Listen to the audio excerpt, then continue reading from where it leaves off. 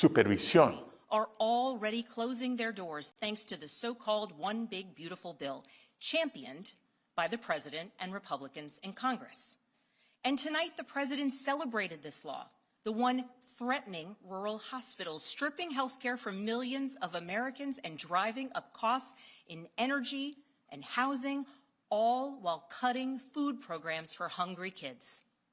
But here in Virginia, I am working with our state legislature to lower costs and make the Commonwealth more affordable. And it's not just me. Democrats across the country are laser focused on affordability in our nation's capital and in state capitals and communities across America.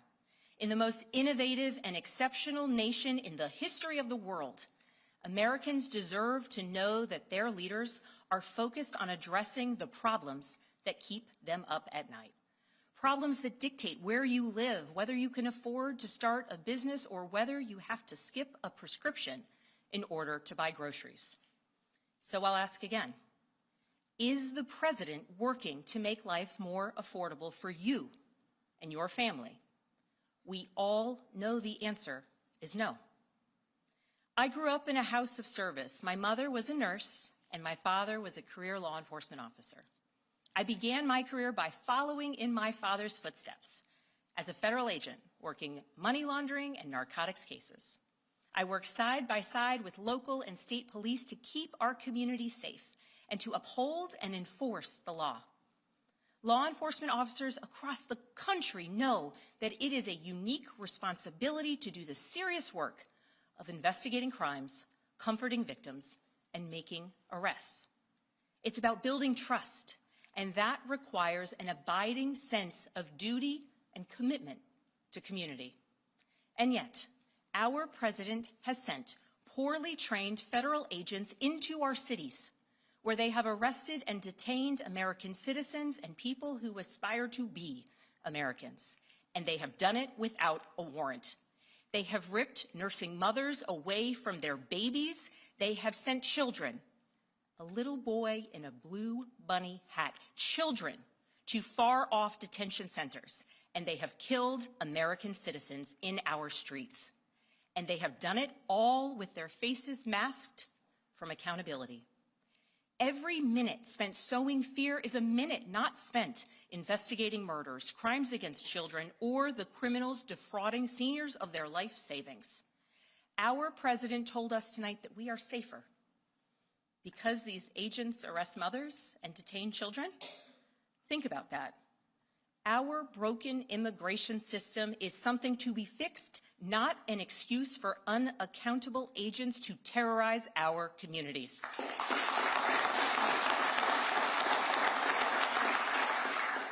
After working in law enforcement, I continued my career of service as a CIA officer, working undercover to protect the United States and our allies from global threats, terrorism, nuclear weapons, and the aggression of adversarial nations around the globe. But as the President spoke of his perceived successes tonight, he continues to cede economic power and technological strength to Russia, bow down to China, bow down to a Russian dictator, and make plans for war with Iran. Here's the truth. Over the last year, through DOJ, mass firings, and the appointment of deeply unserious people to our nation's most serious positions, our President has endangered the long and storied history of the United States of America being a force for good. So I'll ask again, is the President working to keep Americans safe, both at home and abroad? We all know the answer is no. In his speech tonight, the President did what he always does. He lied, he scapegoated, and he distracted. And he offered no real solutions to our nation's pressing challenges, so many of which he is actively making worse. He tries to divide us. He tries to enrage us, to pit us against one another, neighbor against neighbor. And sometimes he succeeds. And so you have to ask, who benefits from his rhetoric, his policies, his actions, the short list of laws he's pushed through this Republican Congress? Somebody must be benefiting. He's enriching himself, his family, his friends. The scale of the corruption is unprecedented. There's the cover-up of the Epstein files, the crypto scams, cozying up to foreign princes for airplanes and billionaires for ballrooms, putting his name and face on buildings all over our nation's capital. This is not what our founders envisioned, not by a long shot.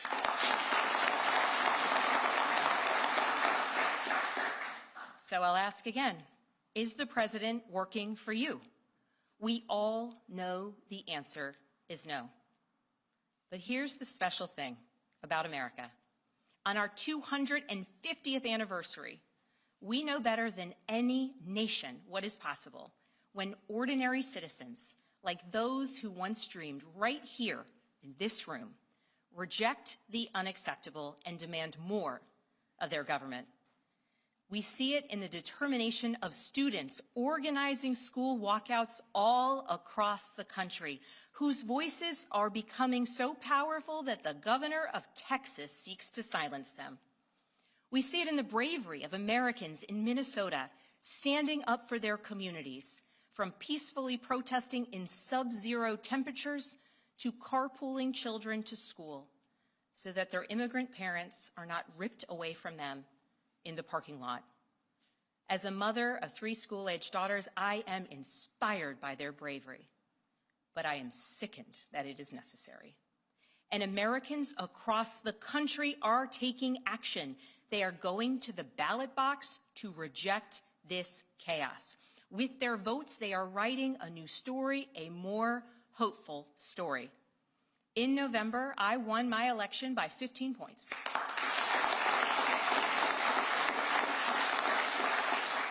And we won 13 new seats in our state legislature. Because voters decided they wanted something different. Our campaign earned votes from Democrats, Republicans, independents, and everyone in between. Because they knew as citizens they could demand more, that they could vote for what they believe matters, and that they didn't need to be constrained by a party or political affiliation. This is happening across the country. New Jersey elected Mikey Sherrill as governor in a double-digit victory. Democrats flipped state legislative seats in places like Georgia, Iowa, Mississippi, and Texas. The list goes on and on. Ordinary Americans are stepping up to run in the spirit of our forefathers. They are running to demand more and to do more for their neighbors and communities. I know the story well. I first ran for office in 2018 alongside dozens of other Democrats who did the seemingly impossible, flipping 41 seats in Congress. In my case, I was the first Democrat elected in 50 years, swinging our district 17 points. Those who are stepping up now to run will win in November because Americans, you at home, know you can demand more and that we are working to lower costs. We are working to keep our communities and our country safe, and we are working for you.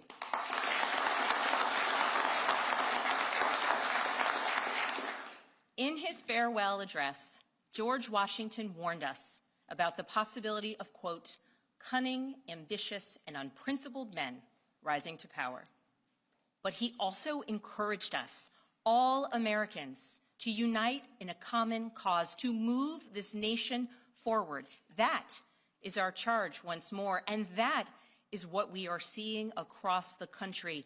It is deeply American and patriotic to do so, and it is how we ensure that the state of our union remains strong, not just this year, but for the next 250 years as well, because we, the people, have the power to make change, the power to stand up for what is right, the power to demand more of our nation.